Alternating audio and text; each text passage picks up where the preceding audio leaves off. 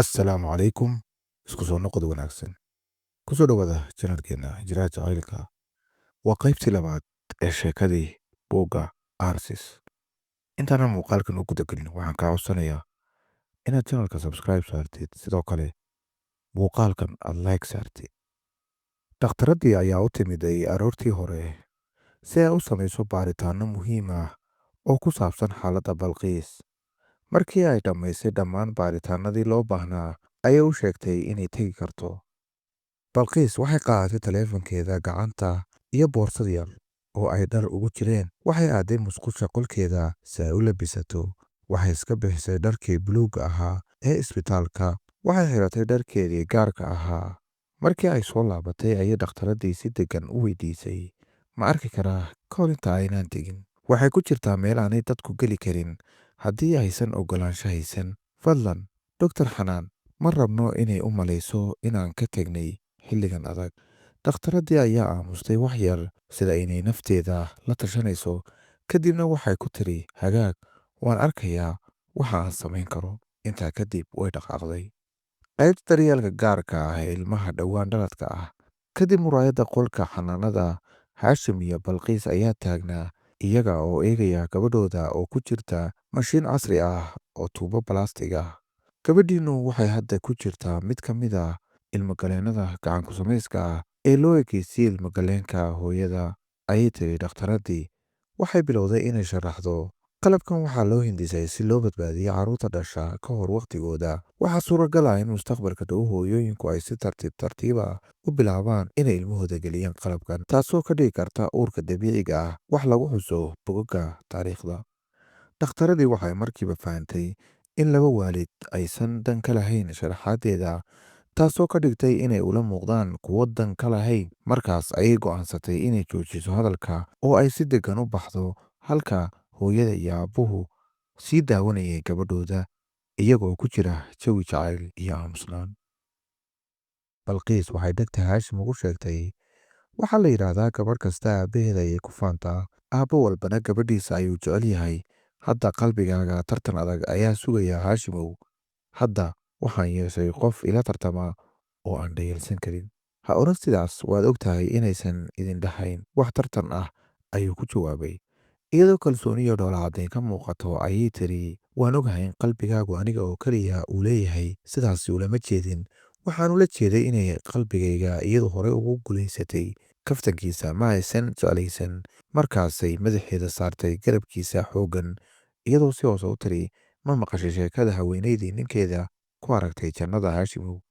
maya markaasay bilowday inay u sheegto sheekada waxaa la sheegaa in haweenay uu ninkeedu dhintay dhowr maalmood kadib ayay ku riyootay isagoo jannada jooga haweenaydii waxay dareentay farxad iyo deganaan laakiin si kadis ah ayay u aragtay xuuralcayn qurux badan oo dhinacyadiisa joogta riyadii ayay ka soo toostay iyadoo dareemaysa cabsi iyo naxdin islamarkiiba waxay bilowday salaad iyo duco maxay ka ducaysatay in ilaahay jannada ka soo saaron oo naarta geliyo haashim uu aamusay isagoo yaaban halka balqiis ay si hoose u tiri iyadoo weli indhaha ku haysaa gabadhooda ha yaabin waxba taasi waa waxa ugu yar ee haweenay samayso marka ay masayrto haashim si aad ah ayuu u fiiriyey wejiga balqiis oo ka dhex muuqday muraayadda qolka xanaanada aad ayuu u eegay waxay ahayd mid aad u qurux badan ilaa heer qofka arkay markii ugu horraysay uu yidhaahdo gabadhan waxay caloosha hooyadii ku jirtay wax ka badan 9 bilood quruxdeedu waxay u baahnayd wakhti ka badan muddada dabiiciga ah sidaasi cajiibka ah loogu sameeyey wuxuu garanayay in kaftankiisii hore uu dhaawacay murugo ayaa ka muuqatay indhaheeda waaweyn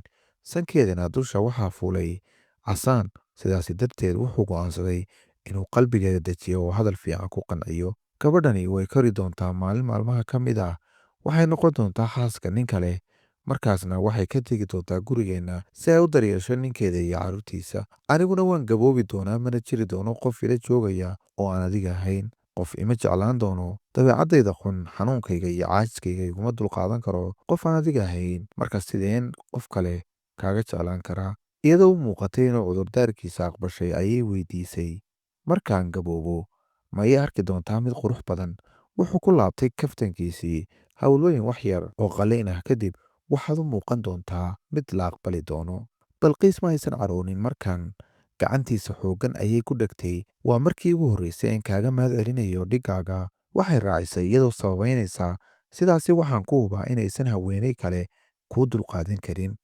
Markaas ayay dhakhtaradii soo noqotay iyadoo hadalkooda kala goysay waxayna tiri 5 daqiiqo way dhammaatay. Markaas ayay u kaxaysay ilaa iridda isbitaalka iyadoo sagootinaysa waxayna u ballan qaaday in kooxda caafimaadku si wanaagsan u daryeeli doonaan gabadhooda. 12 iyo 1 daqiiqo duhurnimo. Haashim wuxuu ka degay balqiisna waxay ku dheganayd garabkiisa si lama filaan ah ayay u maqleen dhawaaqa rasaas xooggan. Wuxuu dareemay in rasaastaasi ay si dhow u dulmartay isaga. Ilbiriqsiyo ayuu u malaynayay waxa dhacaya intii uu ismoodsiiyey isaga. Laakiin markii uu soo jeestay wuxuu arkay balqiis oo dhulka jiifta dhiiguna si daran uga qubanayo jirkeeda. Rasaastii aan la garin cidda riday ayaa si toos ah u dishay. 9 sano kadib markii ay dhacdadu dhacday. Habeen deganaansho ayaa si buuxda uga dhex faafay magaalada. Neecaw qabow oo macaan ayaa ka imaanaysa dhinaca saxaraha. Neecawdaasi waxay dhex wareegaysay guryaha iyo waddooyinka iyadoo sidato udgoonka dayaxa, ciidda iyo sheekooyin ay waayeelka reer Najda weligood sii sheegi doonaan. Mid ka mid a guryaha ku yaala waqooyiga magaalada, gaar ahaan xaafadaha Yaasmiin, ayaa waxaa ka yeedhaya dhawaaq taleefan. Haashim ayaa ka soo kacay hurdada si uu ugu jawaabo wicitaanka. Ma ahayn taleefankiisa gaarka ah ee gacanta, balse wuxuu ahaa taleefanka shaqada. Markii uu qabtay taleefanka ayuu kor u qaaday oo dhegta saaray. Maxaa dhacay? Waan ka xumahay inaan ku toosiyo saqdan dhexe, laakiin waa inaad hadda timaadaa. Wuxuu garanayaa in shaqadiisa aan laga soo waayin saqda dhexe 3 habeenimo, gaar ahaan maalin Jimco oo fasaxa toddobaadka ah. Haddii aysan jirin arrin aad u culus, si caadi ah ayuu isku toosiyey oo fadhiistay. Markaasi ayuu weydiiyey maxaa jira. Ma awoodo inaan halkan kuugu sheego jawigu. Waxaa laga yaabaa inuu roob yimaado mudane. Ereyga sirta ah ee Rama sheegtay roob baa iman kara wuxuu ahaa koor ay isku afkartaan oo muujinaya in xogta ay hayso ay aad u xasaasid, loona baahan yahay inaan taleefanka lagu wadaagin. Haashim si degan ayuu ugu jawaabay koorkii muujinayay inuu diyaar u yahay inuu guriga ka soo baxo. Waxaan soo qaadan doonaa dalladayda wax yar kadib. Waxaan ku kulmi doonaa beerta. Haashim wuxuu hoos istaagay tuubada qubayska si uu uga qubaysto biyaha diiran si ay tartiib ah ugu dhibcaan jirkiisa. Jirkaasi inkasta oo ku dhowaa 50 jir, haddana weli wuxuu u muuqday mid dhalinyaro ah oo firfircoon. Waxaa sida geedaha timirta. Wuxuu lahaa timo gaaban oo ku dhex muuqday midabka cawlka ah, kuwaasi oo 11 muuqday inuu ka dhaxlay mid ka mid a waalidkiisa. Wejigiisu wuxuu ahaa mid leh muuqaal fiican sida afka mindida. Waxa uu lahaa shaarib dhubac weyn oo ku xiran garka, kaasoo si fiican loo jarin. Jirkiisa ayuu qallajiyey kadibna wuxuu xirtay dhar culus oo difaaca qabowga jiilaalka. Dabcan ma uusan hilmaamin jaakadiisa xabadda iyo bastooladiisa oo wadata tuubadii lagu aamusin lahaa dhawaqa rasaasta. Inkastoo xaaladdu ahayd mid degdeg ah, haddana waxaa jiray wuxuu mar walba samayn jiray ka hor inta uusan guriga ka bixin. Arrin uu ku dhaqmayay muddo ku dhow 9 sano. Wuxuu soo qabsaday buug yar oo laga sameeyey maqaar, kaasoo sariirtiisa hoos gelin jiray. Kadibna wuxuu shiday nalka yaryar ee akhriska, wuxuuna la soo baxay qalinkiisii isagoo qoray fariin u dhigan sidan: gacalisadii Balqiis, waqti yar ka hor shaqada ayaa layga soo wacay. Waxay muuqataa in arrin degdeg ah ay dhacday. Taasi dartiina waxaan codsanayaa inaan si dhaqso leh ku tago xarunta. Waan baxayaa hadda, mana iloobi doono dhab ahaan inaan hubiyo xaaladda gabadheennii ka hor intaanan ka tegin. Markii uu dhammeeyey qorista fariinta, buuggii ayuu dul saaray miis yaallay agagaarka daaqadda. Intaa kadib waxa uu ka tegey buuggii isagoo furan bogga iyo fariinta uu ku qorayay. Si degdeg ah ayuu uga baxay qolka. Wuxuu u dhaqaaqay qolka gabadhiisa Amaal, wuxuuna si tartiib ah u furay albaabka si uu u hubiyo xaaladdeeda ka hor intuuna bixin. Wuxuu arkay iyadoo hurdaysa agteeda, gaar ahaan madaxeeda agtiisa waxaa yaallay buug. Gabadhiisa 9 jirka ahi waxay lahayd maskax ka weyn da'deeda. Waxaa laga yaabaa in sababta jacaylka ay u qabto akhriska.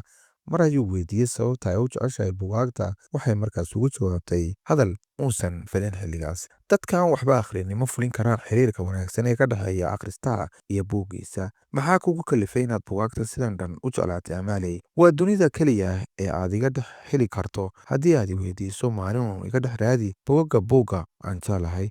Si wanaagsan ayaan u fahmay hadalkeeda qaybta hore, laakiin qaybta dambe haddii aad i weydiiso maalin iga dhex raadi buugga aan jeclahay, wuxuu si dhab ah u fahmi doonaa waqti aad u dheer kadib. Amaal waxay ka kacday meeshii ay fadhisay. Shelfiga ayay ka soo qaaday buug yaallay. Markaasi ayay bilowday inay u sharaxdo. Buug kasta waxa uu leeyahay 2 gacmood. Eeg bog midig iyo mid bidix. Ma ogtahay sababta? Maya, si uu buuggu hab ku siiyo markaad akhrinayso. Amaal waxay lahayd caado yaab leh. Had iyo jeer markay seexanayso, buugga ayay jeceshahay ayay agteeda dhigataa iyadoo aaminsanayd in haliyeyda sheekadaasi ay si dhab ah habeenkii oo dhan u ilaalinayaan. Mar walba waxay dhinaceeda dhigan jirtay buug leh jildi cad oo dhinaca uu kaga sawiran yahay qayb ka mid ah wejiga gabadh oo isheeda bidix si cajiib ah ay u iftiimayso, taasi oo loo moodo sidii inay si dhab ah u ilaalinayso inta ay huruddo. Markii uu ka bogtay xaaladda gabadhiisa, Haashim wuxuu xiray albaabka qolka wuxuuna baxay shaqada isagoo aan wax fikrada ka haysan lama filaanka uu habeenkaas u qorsheeyey qadarku. Aagga ku hareeraysan xarunta shaqada waxaa ka buuxay baabuur madow oo leh muuqaal qabsi leh, kuwaasi oo aanay ka muuqdaan wax ka muusinaya inay yihiin gawaari dowladeed. Ugu dambeyn, Haashim wuxuu yimid xarunta shaqada ee hay'adda hawada sare ee Sacuudiga. Inkastoo gaarigiisu lahaa astaan ogolaansho oo sahli karta inuu gudaha galo, haddana iridda xarunta looma furin sidii caadada ahayd. Wuxuu u eegay askarta waardiyaasha ah ee joogta albaabka si uu bal uga helo qof uu garanayo oo gacan ku siiyo, balse wuxuu arkay wejiyo cusub oo uusan horay u arkin, taasoo sii xaqiijisay in wax dhacayay habeenkaas aysan ahayn wax caadi ahayd. Taliyaha waardiyaasha ayaa u soo baxay wuxuuna ka codsaday in la xaqiijiyo aqoonsigiisa qaran iyo ka shaqada. Haashim wuxuu ka soo saaray jeebka boorsadiisa dukumentiga looga baahnaa wuxuuna yidhi, waa kuwan. Taliyihii ilaalada ayaa si taxadar leh u eegay dukumentiyada. Markii uu hubiyeyna inay saxan yihiin ayuu dib ugu celiyey. Intaa kadib si sharaf leh iyo ixtiraam leh ayuu u salaamay. Codkiisa waxaa ka muuqatay qadarin weyn. Mudane Korneyl Haashim Cabdicasiis, fadlan soo gal mudane. Haashim wuxuu gaarigiisa dhigayay meesha baabuurta la dhigto. Markii uu matoorka damiyey ayuu arkay gabar xaggiisa u soo socota. Gabadhaasi waxay xirnay surwaal jeenisa oo madow, jaakad maqaar ah iyo kaba dhaadheer. Waxay ahayd ilaaliyihiisa gaarka ah Rama. Rama waa gabar ku jirtay bartamaha da'da sodomeeyada. Waxay leedahay timo gaagaaban oo siinaya muuqaal qurux badan oo xarago leh, jir adag oo dhisan oo muujinaya xoogga haweennimo. Markuu gaariga ka degay ayuu ku yidhi, maxay tahay sababta keentay feejignaanta badan Rama? Waxay diideen inay wax warbixin ah bixiyaan ilaa aad timaado. Markaasi ayuu u dhawaaqay xarunta isagoo Rama ay la socoto. Maxay kula yihiin waxa socda? Waxaa jirta xaalad degdeg ah. Waardiye hore si gebi ahaanba ayaa loo bedelay. Waxaa isoo gaaray war sheegayn waxaan u malaynaya inaan waajahayno xaalad ka duwan wixii aan hore ula kulannay mudane.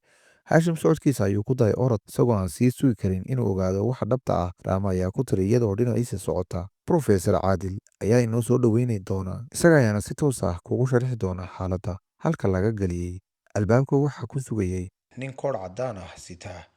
Waa Professor Caadil oo ah xubin ka mid ah kooxda cilmi-baadhista iyo horumarinta ee rugta daraasyahanka sirta ah ee taabacsan hay'adda falaga ee Sacuudiga. Professor Caadil waxa uu aad ugu ekaa shakhsiyadda ikhtiraacyahanka ee amarkaaga leh ee agasa ee ku jira filim kartoonka Detective Conan. Waa nin gaaban oo buuran oo bidaar weyn leh, muraayad indhood oo afar gees ahna xidhan. Haashim oo salaamaya ayaa gacanta u fidiyey. Xitaa duqii waa soo kiciyeen. Ilaa xalay baan halkan joogay aniga ayaana Rama ku yidhi waa Haashim oo mas'ale halis ah ayaa ina soo food saartay. Isaga oo warqado ku soo taagaya waxa uu ugu daray, qabso oo akhri. Haashim oo warqadihii ka qabsaday ayaa yidhi, maxay ahaayeen? Waa warbixin aan adiga si gaar ah kuugu diyaariyey oo aad ka helayso xog hordhac ah oo masaladan daaran. Haashim uu akhriyey. Waxay ahayd xog korka xadis ah oo aan nuxurka dhacdada wada siinaynin. Haddana inay gelgeshay wejigiisa ayaa laga dhahanayay. Goorma ayay bilaabantay? Xalay ayay raadaradu qabteen. Waa arrin warwar leh. Maya, iminka wax laga warwaraa ma jiraan. Waxa soo aadan ayaa ka daran ee ha degdegin. Markaasuu uga sii daray, inakeen arrinka muhiimsan oo aad aragtaa ay mahuraan tahay ayaa jirta. Saddexdoodii ayaa ilaa dhammaadka luuqa israacay oo wiishka raacay. Rugtaas cilmi-baadhistuna 3 dabaq ayay ka koobnayd. Wiishkaasina 3 badhin ayuu lahaa oo mid walba uu dabaq gaar ah ku geynayo. Laakiin professorkii ayaa hal mar 3 batan isla qabtay. Markaasuu wiishkii hoos uga dhaadhacay dabaq sir ah oo dhulka hoostiisa ku yaala. Saddexdoodiiba waxay raaceen luuqaq balbalaaran oo dabaqaasi ku yaala. Markaad maraysid aad moodo filim khayaal sayniseed ah inaad daawanayso. Waxay soo gaadheen albaabka weyn oo bir ah, dhinaciisana uu ku yaalo qalab elektaroonig ah oo derbiga ku dhaysan. Professorkii ayaa gacanta saaray markii uu iskaan mariyey ee uu gartayna agabkii ayaa ku dhawaaqay kusoo dhawow qolka indhaindhaynta iyo maareynta falaga sare. albaabka ayaa isfuray. Professor caadil oo haashim iyo raama ay daba socdaan way galeen qacdii ay gudaha isku hubsadeen. qalabka iyo qaabka uu u diyaarsan yahay ayay la indhardaraandareen. waa qol ama kaag leh oo u eeg tiyaatarada obeerada lagu soo bandhigo, baadhitaankiisuna ay taallo shaashad weyn oo dhulka ilaa saqafka is haystaa. bidixda iyo midigteedana ay ku taxan yihiin shaashado yarar oo afargeesood ah. waa hol weyn oo tobanaan shaqaalahi ay joogaan, rag iyo dumar ay leeyihiin. si aamusan oo nidaamsan uu qof waliba shaqadiisa u haysto.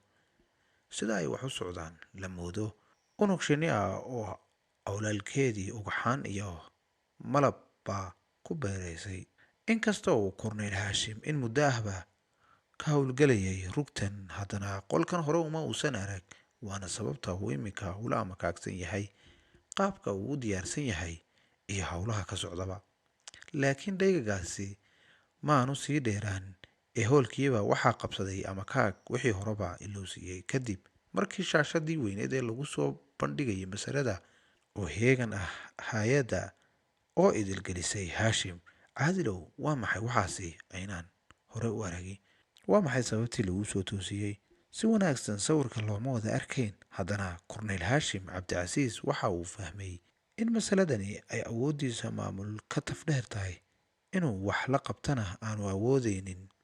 kolkaasi isagoo weli shaashadii ku dhaygagay na yidhi, raama, amarkaaga ayaa jira mudane. ubadkii waaweynaa toosi oo amar inay beerta deg deg u yimaadaan. waqti aan sidaasi usii badnayn kadib mas-uulkii ayaa yimid. mas-uulkaasi waxa uu qaabilsanaa dowladda oo darajo sare ah. 3 sarkaal oo darajo sare ahina way la socdeen. qolkii shirarka ayay galeen oo miiska ayay hareeraha ka fadhiisteen. nalalkii hoolka ayaa la damiyey. dhammaan waxaa la wada eegay dhankii derbiga.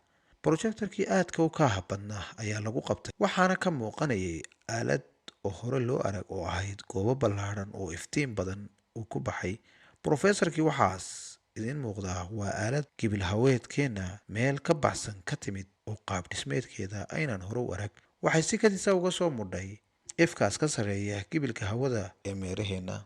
inkastoo mugdiga qolka aan qofna wejigiisa si dhab ah looga daalacan karin, haddana professorku wuu dareemayay su-aasha ka guuxaysa maanka dadka oo dhan. isagoo raaciyey, waynu wada ognahay heshiiskii 1967 ee la isku afkartay in ifkaas sare ay dowladaha oo dhammi wada leeyihiin. waxaanan aaminsanahay iyada oo heshiiskaas laga duulayo in la isweydiiyo sababta aynu mas-uuliyadda ka dhalan karta aaladan inoo muuqata keligeen u xamilayno. intuu yara aamusay ayuu dadkii isha la raacay wejiyada 3 sarkaal iyo mas-uulkaas la socda meel mugdi ah ay ku jireen oo indhaha ilayskoodu projectorka sameynaya ayuunba laga arkayay. sawirkii shaashada ka muuqday ayaa qarsoomay oo mid kale ayaa ka soo baxay. waa sawir naxdin badan, laakiin su-aalaha la isweydiinayay jawaab u wada ah. professorkii oo sawirkan sharaxaya sida ay dhegayso daraasadda ay sameeyeen kooxdeena indhaindhaynta iyo qiyaasuhu waxay noo caddaatay in aaladaasi garanwaaga ahi ay ku soo aadan tahay samada kore ee boqortooyada sacuudiga. waana qodob sanka inaga tolaya in mas-uuliyadda waxa aaladaas ka dhalan doona aynu duurta u ridan. ninkii mas-uulka ahaa qiyaas ahaan halis intee leeg ayaa laga saadaalin karaa professor? isagoo dareensan jawaabtii inaanay qancin doonin ma ogin. mas-uulkii oo kululaaday yaa og markaa maayadii oo qabriga ku jirta. professorkii oo cudurdaarasho sameynaya dhammaanba shaacsanayaashii ifkaasi sare ee hore loo arkay laga soo bilaabo bilowgii taariikhiga ilaa maanta aaladda wax u dhigma kuma aanan arag. waa sababta aynaanu garanaynin mugga ay leekaan karto halista inagu soo fool lahi. laga yaabaa in khatartaasi ay adhaxda inaga jabiso, inay yasinaatana waa suurtagal. kaas uu ogaal la-aantaas cudurdaarka u sameeyey waa lagu wada qancay. mas-uulkii ayaa ku tuuray su-aal ifafaale wanaagsan laga dhanaansan karo, laakiin ugu yaraan waxa aad haysaan qorshe lagu daraasaynayo mugga halisteedu ay leekaan karto sow maaha? xaqiiqdii kooxda daraasaynta iyo horumarinta saacado ka hor ayay dalab masalada ku saabsan direen. Iminkana waa markii uu Professor Caadil dalabkan u gudbisan lahaa ninka mas-uulaha mudane. Waxaynu u baahannahay inaynu qof ifka sare u dirno. Mas-uulkii ma aanun fahmin ujeedka su-aashaas. Ifka sare? Haa, ifka sare. Si ugu soo qaado sawiro loo bogan karo.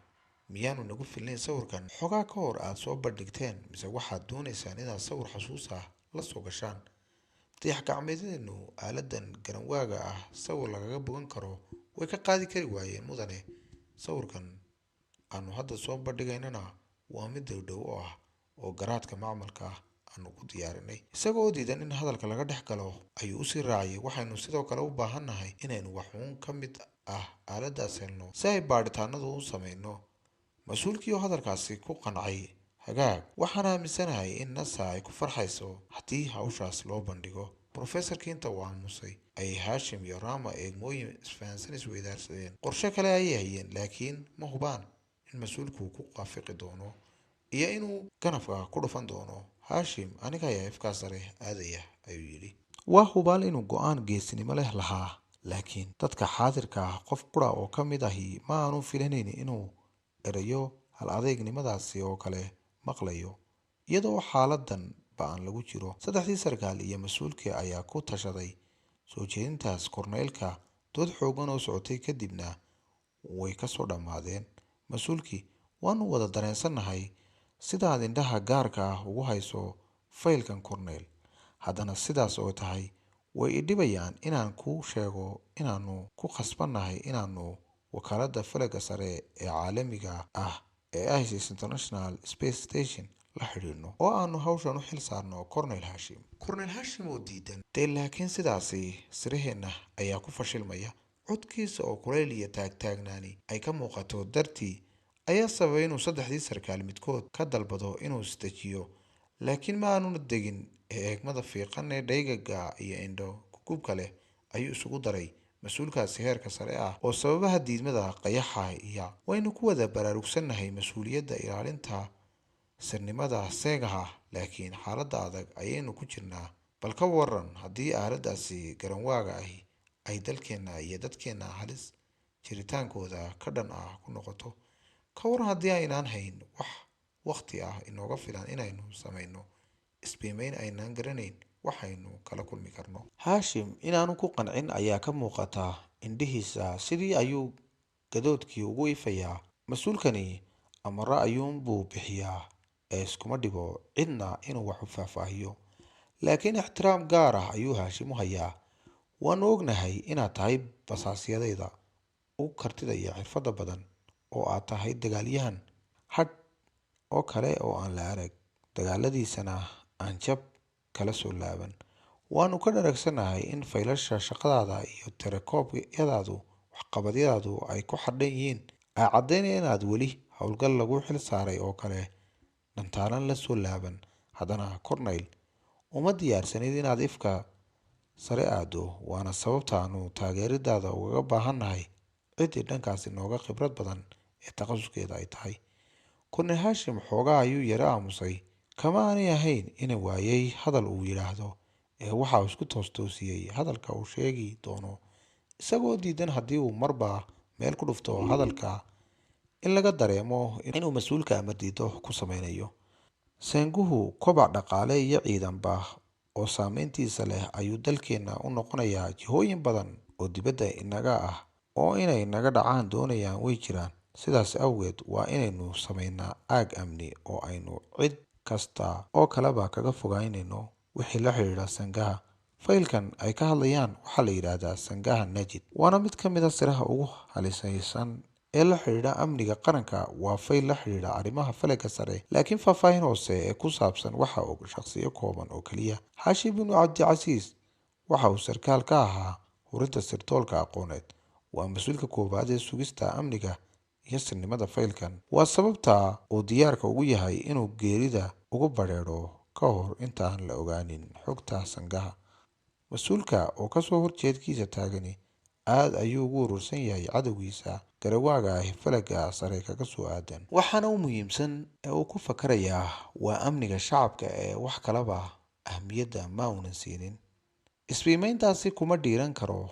Warbixin ayaana u dirayaa jihooyinka sare oo aan kaga dalbanayo inay noo oggolaadaan inaynu la xidhiidhno wakaaladda falaga sare ee caalamiga ah. Waa kaas go'aankayga u dambeeya. Intaasi markii ay afkiisa ka soo dhammaatay ayuu hinqaaday. Saddexdii sarkaalna way la kaceen, dhankii albaabkana way u jihaysteen. Laakiin intii ayna gaadhin ayuu Haashim is-hortaagay. Wuu amakaagay mas-uulkii. Lama aanu yaabin kudhaca uu korneylku ka joojinayo, ee waxa uu la yaaban yahay sida fudud ee degdeg ah inta uu mugdigaas uga soo booday uu u horjoogsaday. Waa degdeg iyo jaan fududaan fiidmeerta iyo shaydaamada nacdalan loogu bartay. Mudane, waa inaynaan cidna u oggolaanin inay arrinkan faraha la soo gasho. Kuma lihi taas ilaalin sirnimada Sengahan ee waa in arrinkani horaameedba uu innaga ina khuseeyo. Intuu madaxa kor u qaadaan way arkayaan aaladdaas garanwaaga ah. Korkooga toos ayay uga muuqanaysaa. Markaasna waxaa dhici doona iyo qaybaha aaladdaas ka mid ahi ee aad doonaysaan uu keeni karo. Inta uu mas-uulkii su-aasha ku tuuray ayuu u sii raaciyay, waxaan doonaynaa inaad hal mar ilowdo inaad saaxiibo ahideen oo jawaabtaadu ay dhexdhexaad noqoto. Wuu yara hakaday professorkii oo maanta ayuu yara dhuugay. U baahnayn cirbixiyeen takhasus u leh mudane. Haddana dhanka kale waxaan aaminsanahay in qofka cirbixiyeenimo oo gaar ah lahaado. Xirfadaasi korneylku ma leeyahay? Haa, sidaad og tahayba korneyl Haashim waxa uu taliye u ahaa diyaaradaha ciidanka iyo kuwa guuxoodu ka dhor inta aanu sirdoonka ku biirin. Markaasuu ku sii kabay isagoo u hadlaya sidii inta uu odhan doono karo ee howlgalkani kaga dhabayn karo. Mas-uulkii Haashim indhaha ku hayay. Ugu horreyn shaybaadhada mahuraanka ah uu cirbixiyeenku waa inaad martaa korneyl. Madaxa ayuu Haashim ruxay isagoo dhammaysanaya. Haddii natiijooyinku ay fayqab noqdaan, waxaan ku ballan qaadayaa inaan kala hadlo hogaaminada sare arrinkaaga oo aan ku qanciyo inaad u qalanto ka dhabaynta howlgalkaas. Laakiin shardi qudha ayaan wataa. Amarkaaga ayaa jira mudane.